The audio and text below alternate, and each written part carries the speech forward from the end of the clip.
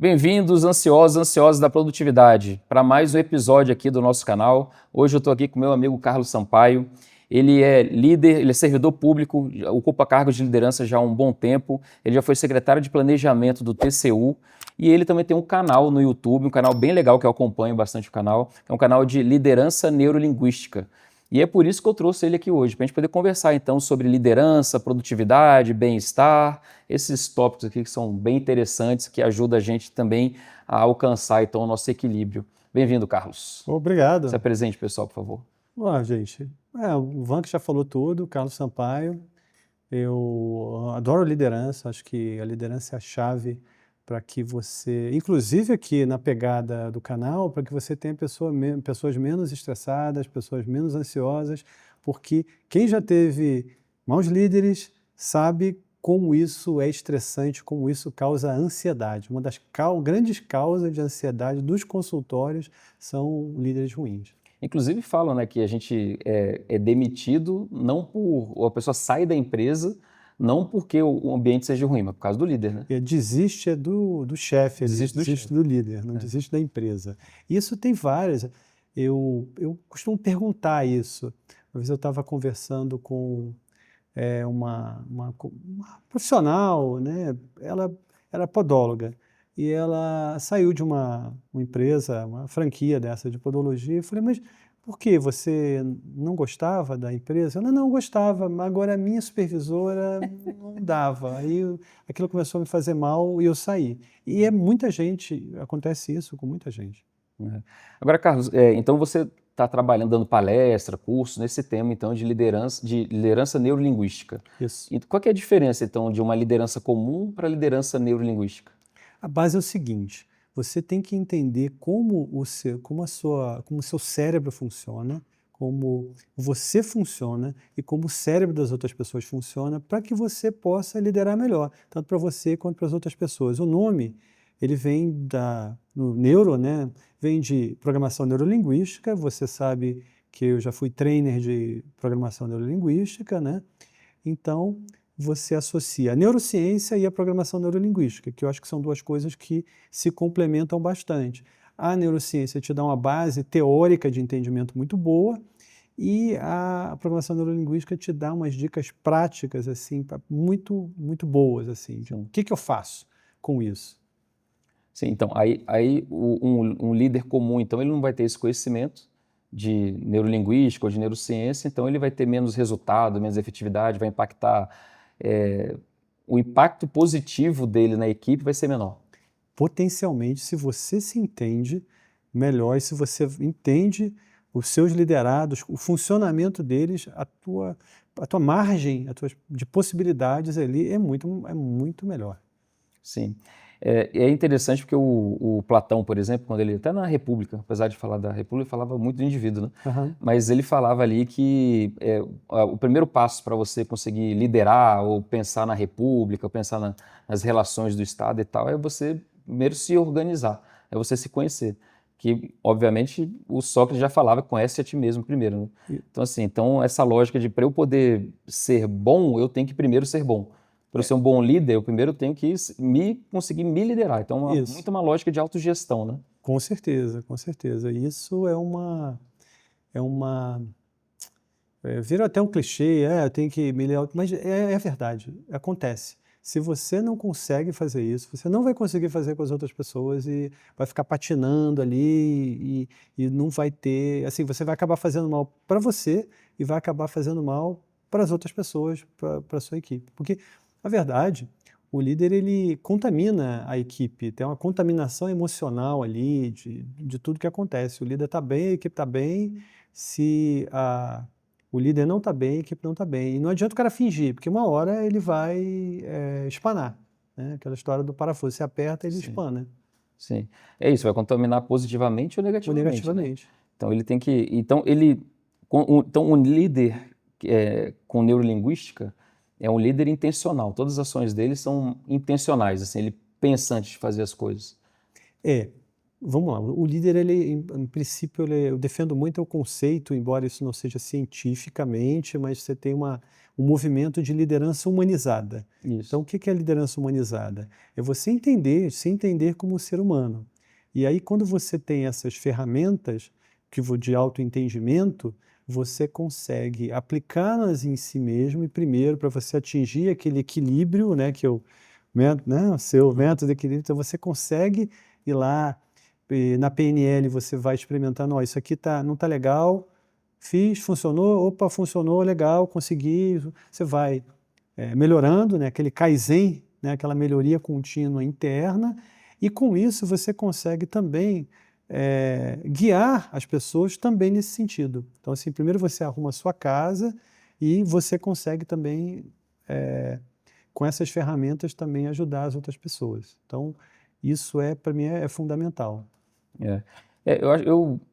Eu sempre falo isso para as pessoas que trabalham comigo, assim, que, principalmente pessoas mais jovens ainda, que estão alcançando ainda a posição de liderança e tal, eu falo, cara, decore tudo o que você não gosta, sabe? Assim, para quando você for líder, você fazer Ah, diferente. sim, com Que o certeza. pessoal reclama muito, porque o líder é babaca, é chato, é não sei o quê, faz isso, faz aquilo, mas aí quando a pessoa ela vira líder, ela vai e repete. É a Sim, mesma coisa. é um ciclo. É um ciclo vicioso, ruim, né? Em vez da pessoa, quando ela tá lá, ela, pô, realmente isso foi ruim para mim, ela vai e faz a mesma coisa. Pô, perfeito. Então, por que isso acontece? A pessoa reclama do microgerenciamento. Ah, meu líder microgerencia e tal. Ela assume o cargo de liderança. Tem uma pressão ali para ter resultados. Então, se ela sente aquela pressão, cara, eu vou querer ali. Ela é um técnico, não, não aprendeu a delegar, não tem a mentalidade, o mindset de delegar, de distribuir tarefas, saber acompanhar. Ela vai querer fazer que ela sempre fez. Ela vai fazer porque eu faço bem, então eu vou querer E foi fazer. por isso que ela foi promovida. E foi por isso que ela foi promovida. E aí, sobrecarrega, estressa a equipe, todo mundo infeliz, né? E ele vai repetir esse ciclo. Olha, se ele entende, opa, peraí, eu estou fazendo por isso, eu tenho que dominar uma habilidade para eu ser líder, né? O que aquele ambiente está exigindo de mim? Ele está exigindo aquela habilidade de delegação, de gestão de tempo e tal. Então, eu desenvolvo aquela habilidade, pratico aquela habilidade, aí eu me desestresso. Se eu não faço isso, se eu não paro e primeiro olho, o que está acontecendo, isso, eu simplesmente estou lá, estou fazendo, vai lá e faz. E é isso, obviamente não vai dar um bom resultado para ninguém. Sim. Então, o líder com neurolinguística é um líder que ele para refletir nas ações dele. Ele não pode viver robotizado, aquele enredado, como, De maneira nenhuma. né? Porque ele age, vê o resultado, analisa e baseado nisso ele vai e atua de novo, né? Pois Ele não é, pode viver no modo robô. pois é, o essencial da vida, aí vem uma parte filosófica, né? O essencial da vida é você aprender sempre. Quando você para de aprender, você não está mais vivendo. E o aprender sempre não é fazer curso, as pessoas interpretam errado, não, eu tenho que buscar novos conhecimentos. Não. O aprender sempre é no caso de você, peraí, isso não está legal. O que que eu não estou pegando aqui? O que está acontecendo? Né? Então, por isso que existem outros processos também. Tem aquela autorreflexão. Às vezes você tem processo de mentoria, Sim. que são as empresas usam. Você tem processo de coaching, aquele coaching não, né, esse oba-oba, mas o coaching executivo, o coaching sério. Tem processo de terapia, e aí eu destaco a importância aí do líder não ter o medo de, eu vou fazer terapia, aquele preconceito antigo. Cara, é muito válido. Uhum. É muito válido você procurar um tipo de terapia que ajude ele nesse processo contínuo de autoaprendizado, de autoevolução. Aprendizagem é isso, é você parar e ficar sempre analisando sobre diferentes óticas, tanto na sua pessoal quanto profissional, e a interface entre elas. Isso é que vai fazer com que você não fique estagnado e sempre ruminando os mesmos problemas, as mesmas dificuldades. É. Porque tem um dos princípios da PNL, né, que toda ação começa no pensamento, né? Uhum. Então, a atitude do líder reflete muito o que ele pensa, as crenças, os valores dele e tal. Então, e hoje em dia, com essa busca da sociedade por produtividade, essa pressão por produtividade, por desempenho, então, muitas vezes ele em relação à vida dele mesmo, ele prefere, ele dá prioridade para a produtividade ao invés do bem-estar. Então, pula a refeição, por exemplo, não descansa direito, e o camarada fica só naquela coisa de produtividade. E aí ele vai e repercute isso também na equipe. Sim, E vai deixando a equipe doente também, sim, né? Aí se transforma num líder tóxico, isso. né? Assim, ele é tóxico para si mesmo e acaba virando líder tóxico. E eu li um artigo um pouco tempo atrás, um estudo da Harvard até, é um paper para discussão, Aham. não chega a ser um artigo assim, né? Mas falando justamente que o líder tóxico, ele é mais produtivo, ele produz muito mais, só que a qualidade da produtividade do que ele produz é ruim. E a sustentabilidade não é legal, Não é legal, porque né? tem um turnover muito grande, o pessoal sai Isso. da equipe, fica doente, se afasta. E aí deixa eu destacar uma coisa que até um olhar mais por cima, que é uma coisa que eu estudo muito hoje, trabalho muito hoje, que é a questão de cultura, né? Tanto você tem a cultura de um país, de uma civilização, quanto você tem a cultura organizacional. Então, a cultura corporativa, né, que a gente vem é justamente essa. Uhum. Ela premia essas coisas de curto prazo, a visão é de curto prazo. Aliás, são duas coisas olha a importância da gente aprender, de misturar coisas que aparentemente não tem nada a ver, mas que elas te conduzem para isso. Duas coisas que eu trabalho hoje no próprio TCU e que eu estudo é cultura organizacional e foresight, que é você antecipar a estratégia, ter uma visão de longo prazo, ter um pensamento estratégico de longo prazo para decidir, para ter decisões, né, hoje. Né? Uhum. Então é importante você ter a visão de longo prazo e você atentar que a cultura ela influi muito nos comportamentos dos indivíduos. A cultura molda o nosso comportamento. Então a cultura corporativa era isso. Né? Deixa as emoções do lado de fora, isso aqui é trabalho, tem todo uma construção de que da identidade em cima do trabalho, então se tira o seu trabalho você não é ninguém, Isso. né? E aquilo ali vai levando, é uma armadilha, vai levando a um adoecimento, porque é uma falsa verdade, é uma ilusão, quando na verdade você poderia se organizar de outras formas, buscar, isso aqui não está funcionando. Né? E o curto prazo. No curto prazo isso funciona. Então você pega um líder, ele estressa a equipe, consegue resultados de curto prazo e aí ele fica 2 anos, conseguiu resultados. Aí bota um líder que quer fazer, aí os resultados caem. Ah, tá vendo? O outro que era bom. Tem que Isso ser no aí chicote. tem que ser no chicote. Então você acaba se autoiludindo, continua aquela autoilusão. E as pessoas da equipe espanam. Né? E o mundo vive um momento de, teve a pandemia, teve vários questionamentos, e agora a gente está voltando a um outro movimento assim de, não, vamos voltar ao que era, né, com cada vez mais volta ao presencial. Então todo aquele discurso, você percebe que ainda tem muito discurso do equilíbrio, na verdade o que conta é o curto prazo, é o lucro, o resultado pelo resultado, mas não se tem uma preocupação com o resultado de longo prazo, Sustentável. sustentável. Isso é muito preocupante. Não, sem dúvida.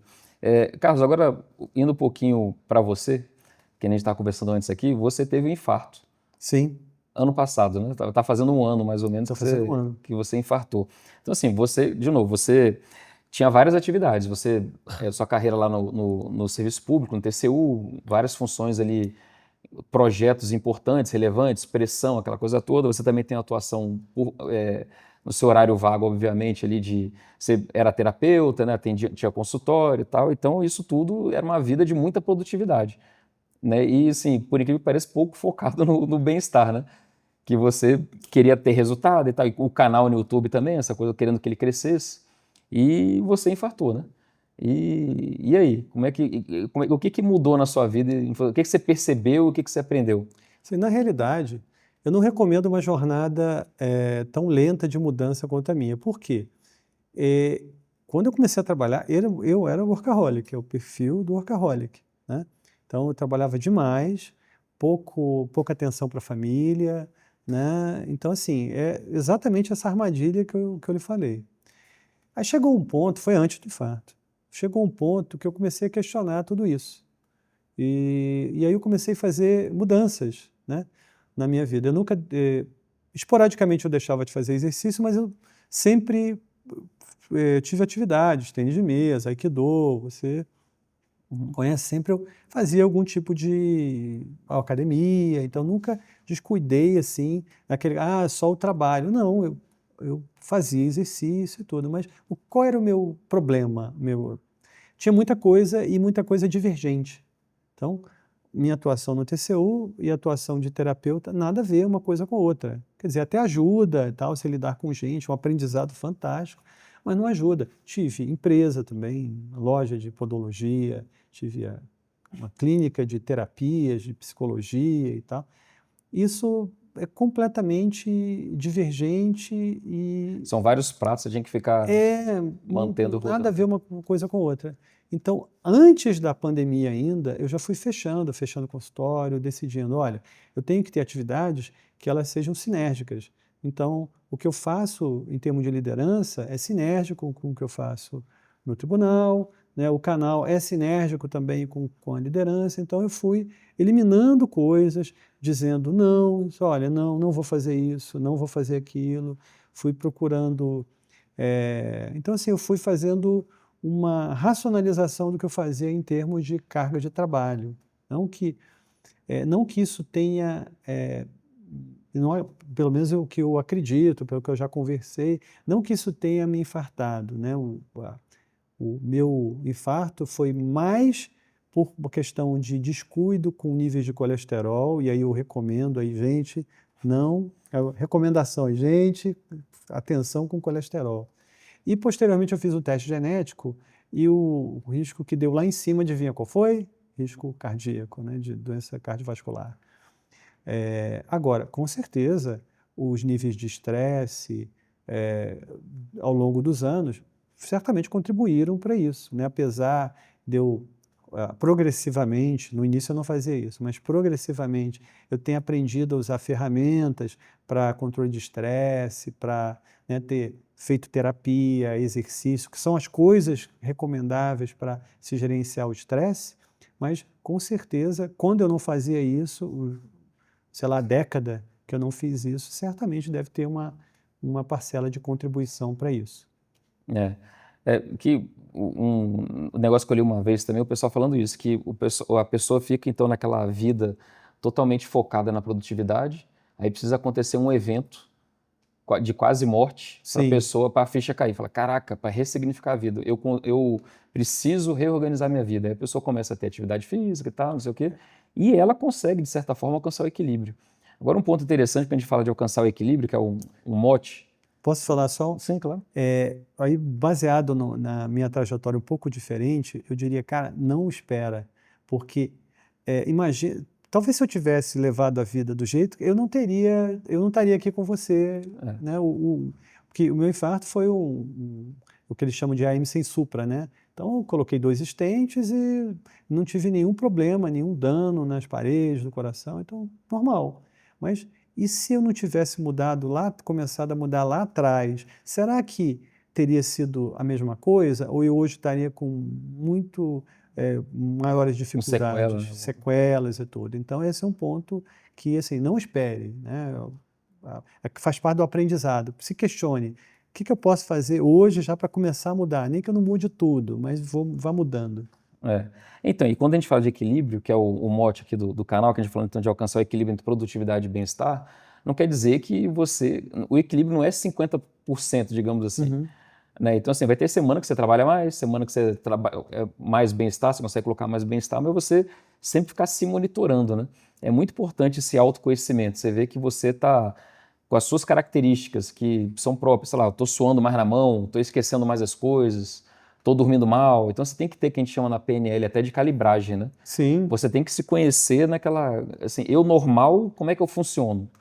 Né, para quando tiver qualquer variação dessa condição normal, que pode ser, como eu comentei, sei lá, você começa a esquecer as coisas, começa a falar mais rápido, ou começa, sei lá, suar a mão, dormir mal, fala, opa, já é um alerta para você começar a falar, eu tenho que então tirar um pouco o pé da produtividade, né, e ter mais momentos focado no autocuidado, no bem-estar, para não chegar num evento, digamos, de quase morte, num evento trágico, aí, que pode Isso ser é trágico. fundamental, você ter essa percepção de si mesmo, né? Porque muitas pessoas vivem e elas ignoram, estão vivendo, né?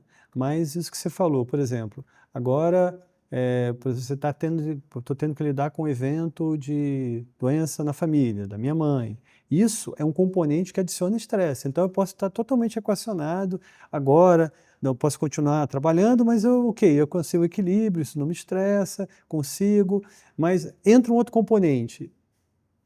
Você tem que perceber isso. Opa, está acontecendo alguma coisa e é por conta desse novo componente. O que que eu vou fazer com ele? Eu vou fazer terapia? O que que eu preciso fazer para agora dar conta desse outro componente estressante que entrou na minha vida e que você é um ser integral. Não é assim, agora, não, o Exato. trabalho é uma coisa, a vida pessoal. Não, você é um ser integral. Então, perceber isso, opa, tenho que fazer alguma coisa, porque eu alcancei o equilíbrio.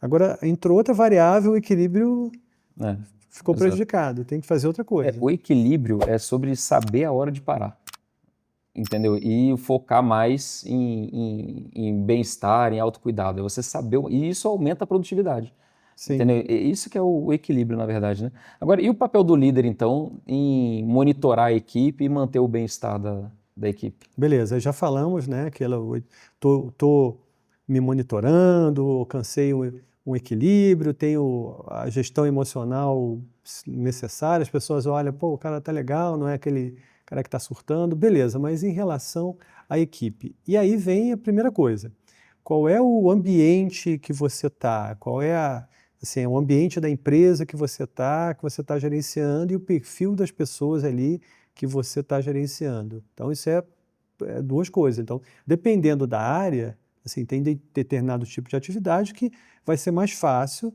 né, para o líder. Agora, tem outros tipos de atividade que, inerentemente, eles são mais estressantes e que o líder vai precisar de mais ferramentas, mais eh, rotinas ou coisas que ele vai ter que fazer para gerenciar a equipe ali. Mas, essencialmente, primeira coisa, ele vai ter que conhecer o perfil das pessoas, esse individual e a dinâmica da equipe, né, dentro desse ambiente. São duas coisas que são fundamentais.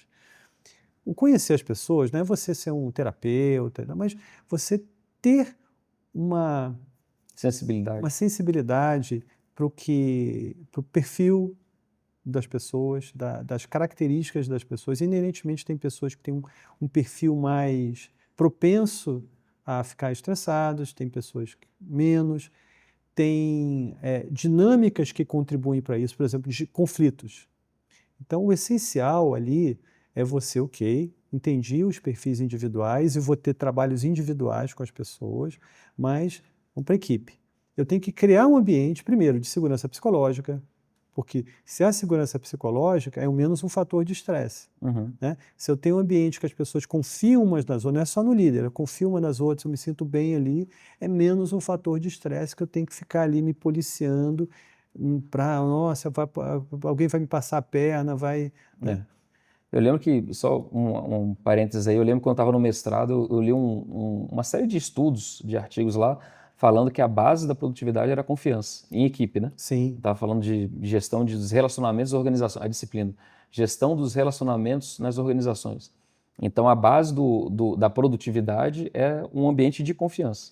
sim, e olha só, do ponto de vista neurológico, né, de neurociência, você vai criar esse ambiente, aí o clima vai ficar legal. O que significa isso? Mais endorfina, mais ocitocina, você vai sentir um certo prazer de estar ali, a sua amígdala, a atividade da amígdala, né, que é a parte ali que regula o sistema de luta e fuga, a amígdala é menos ativa, é menos ameaça, então isso propicia uma condição neurofisiológica muito melhor para que você passe o seu dia, para que você consiga ter criatividade, para que você consiga ter mais né, criatividade, para que você É consiga ter mais produtividade. produtividade, você vai ter mais colaboração. Então, tudo isso faz com que, ao fim e ao cabo, a equipe como um todo aumente a sua produtividade.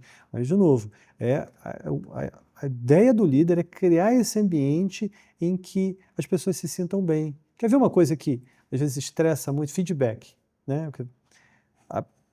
É uma fonte de estresse e tudo, mas se você cria um ambiente em que todo mundo consegue dar um bom feedback para os outros, você consegue receber o feedback, né, bem, dar o feedback, o que é um ambiente de aprendizagem. Por quê? Teu colega trabalhando com você, olha, isso aqui não está muito legal. Imagina se não tem um ambiente, olha, isso aqui não está muito legal. Ah, como não está muito legal e tal. Pronto, estresse. Esse sinal de feedback é um problema, eu acho, assim, nas organizações, porque é sempre muito distorcido, né?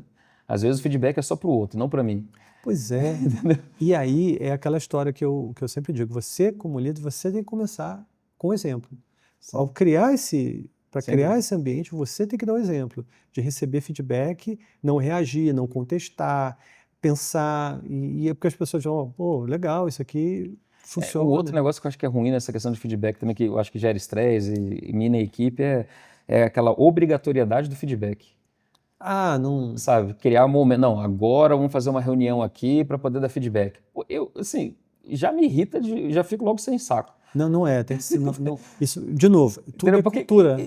que eu acho que tem muita gente que também não gostaria de ficar dando feedback. Eu gosto de dar feedback quando a Aham. gente está trabalhando junto aqui, conversando, fala, pô, Carlos, você podia, da próxima vez, fazer tal coisa? Eu acho muito melhor criar uma cultura para ser um feedback natural do Exatamente. que ficar criando aqueles momentos de feedback, que é um negócio até constrangedor, né? Assim, fale alguma coisa, fale um aspecto positivo que você tem que melhorar. Pô, é horrível isso. E, de novo, por isso que a cultura, porque a cultura é isso. São um conjunto de regras não escritas, não é uma coisa forçada, uma regra. As pessoas confundem até o feedback com aquele negócio da avaliação. Aí fica ruim, né? Ah, avaliação periódica. Não é. O feedback não é isso. E a nossa cultura já dificulta, né? Porque a gente, não, não vou falar alguma coisa e tal. E não é o que você fala, é como você fala. É, Né? Como você fala desempenha esse papel fundamental nisso. Então, porque o feedback, porque eu estou falando do feedback, é uma fonte de estresse. sim. Né? E aí feedback, né? Conflitos que vão existir. Então, mas se você cria essa mentalidade de, ok, feedback é seguro dar feedback, é legal, temos uma forma que é legal. Os conflitos, eles acontecem e são resolvidos assim, você está diminuindo fontes de estresse, fontes de ansiedade. A pessoa não vai ficar com aquela, ai meu Deus, vai acontecer um climão aqui, uma coisa, eu vou ter que falar com fulano, vou ter que falar com Beltrano, isso aqui vai me estressando. Não, é natural, normal, as pessoas vão sentar e vão resolver as coisas muito mais facilmente. Esse é o papel do líder, criar esse ambiente em que todo mundo funcione bem. Legal. Carlos, e caminhando para o fim aqui, que dicas você daria para a pessoa para ela desenvolver, então, essa neuroliderança? Primeiro, aprendizado, é parar, sentar e estudar, né? Hoje você tem muito material na internet disponível, né? Tem o seu canal, que tem Tem o vários. canal, né? Tem a parte de neuroliderança também, que é a neurociência aplicada. A minha pitada é a PNL junto com a neurociência. Uhum. Então você tem muita gente boa falando disso, como aplicado, né? Você não vai virar um especialista em neurociência, em PNL, não. Você vai ter aquilo aplicado às situações cotidianas que geram o que eu falei aqui, de feedback, de conflitos, de delegação, do funcionamento e como aquilo impacta. Apresentações profissionais, outra fonte de ansiedade, estresse, muitas pessoas têm isso aí de apresentações. Então, é estudar, primeira coisa, ir nas fontes certas e entender. E o segundo que eu sempre digo, é testar e praticar. Não adianta você ver 10 mil horas de vídeo se você não parar e não ter aquele aprendizado. Olha, qualquer curso, qualquer iniciativa, você tem que parar e praticar. Cara, isso aqui parta de um problema, de uma dificuldade sua. Eu estou com uma certa dificuldade assim, ou a minha equipe está com uma certa dificuldade, vai lá, pesquisa e começa a testar se aquilo funciona, quais os resultados, isso não funcionou bem assim, foi bem para cá. Então, essa é a dica fundamental. Aplique aquele conhecimento para uma coisa prática que vá resolver seus problemas, que vai te ajudar e assim você vai estar aprendendo. Olha que coisa legal. Tem a ver até com a abordagem ágil, de experimentação. Você faz pequenos sprints, né, e mede o resultado, avalia e aprende com aquilo lá. Esse aquele looping bom de aprendizagem, né? Então, esses métodos, eles dão nomes, eles estruturam, mas no fundo, eles escondem verdades universais, coisas que a gente deveria estar fazendo. É isso aí. Tá bom. Muito obrigado, Carlos. Muito bom, Cláudio. Maluco. Muito bom, Carlos. Acho que foi bastante útil assim, para as pessoas para entenderem então, essa questão da liderança e como que a neurociência e a programação neurolinguística pode ajudar. Então a pessoa, e eu acho que o principal é isso, a pessoa se conhecer e testar nela mesma também, para depois ir testando com a equipe, ter essa calibragem e junto ficar monitorando ali para alcançar o resultado. E saber que tem que ter, não é só produtividade, né? Sim, com Tem certeza. que olhar também para o seu outro lado do bem-estar. E eu agradeço, né, a oportunidade de falar nisso, porque por que eu faço? Por que eu divulgo essa mensagem de liderança? Porque eu acredito, sinceramente, que o mundo precisa de líderes melhores. Eu atendi muita gente no consultório e você vê o estrago que líderes não tão bons, líderes ruins, causam nas pessoas. Isso é muito ruim. Então, genuinamente, estude, seja um líder melhor. Legal, muito bom. E é isso. Pessoal, vocês gostaram? Curtam esse vídeo aqui, compartilhe quem você acha que vai gostar também desse conteúdo. E é isso. Vamos juntos alcançar o reequilíbrio.